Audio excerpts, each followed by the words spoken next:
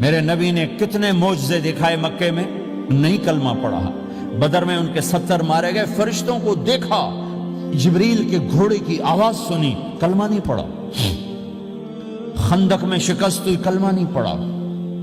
پانی نکلتے دیکھا انگلیوں سے، کلمہ نہیں پڑھا۔ ایک بکرے کا ایک بازو پکایا، ایک بازو بکرے کا، ایک اگلا جو بازو ہوتا، اور 40 آدمیوں نے کھانا کھایا اور ایک بوٹی کم نہیں ہوئی، ایک بوٹی کم نہیں ہوئی، کلمہ نہیں پڑھا۔ لیکن جب میرے نبی نے کہا جاؤ معاف کیا تو سارے ہی کلمہ پڑھ گئے کہ واقعہ یہ اخلاق نبی کے ہو سکتے۔ حنین کی جنگ میں جب بھاگے لوگ، شکست ہوئی، تو ایک صحابی کا بھاگتے ہوئے پاؤں ہمارے نبی کے پاؤں پر آیا، اور جوتا سخت تھا، تو آپ نے کہا اوجعتنی، اور آپ کے ہاتھ میں چھڑی تھی، آپ نے اس کو یوں ماری، کہا اوجعتنی، ارے تو نے مجھے کتنا زیادہ درد پہنچایا، دکھ پہنچایا۔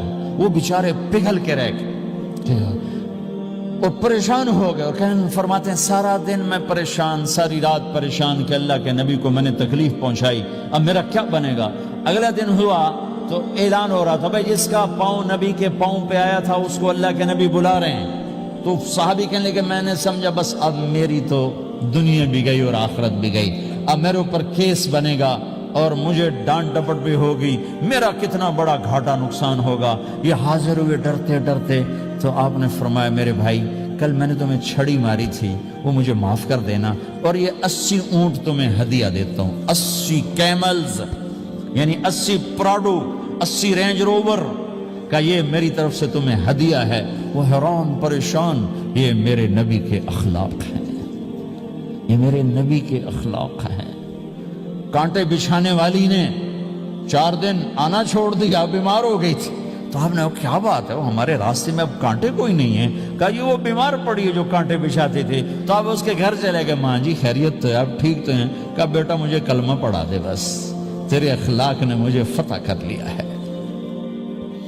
میرے بھائیوں یہ چیپٹر بھول چکے ہیں، بھول چکے ہیں، بھول چکے ہیں۔ جب تک یہ چیپٹر زندہ نہیں ہوگا زندگی اسلامی نہیں بنے گی، معاشرہ اسلامی نہیں بنے گا، اور آگے قوموں کے لیے اسلام کا دروازہ نہیں کھلے گا۔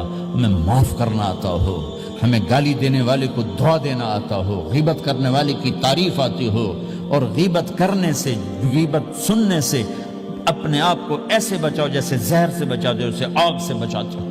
ایک دوسرے کو نفرت کا بول نہ بولو، ورنہ ساری زندگی تباہ و برباد ہو جائے گی۔ میرے رب کی قسم، میرے نبی نے کہا ایک زبان کا بول انسان بولتا ہے اور جہنم کی گہرائیوں میں گر جاتا ہے، اور ایک زبان کا بول انسان بولتا ہے اور جنت کے درجات پر چڑھ جاتا ہے۔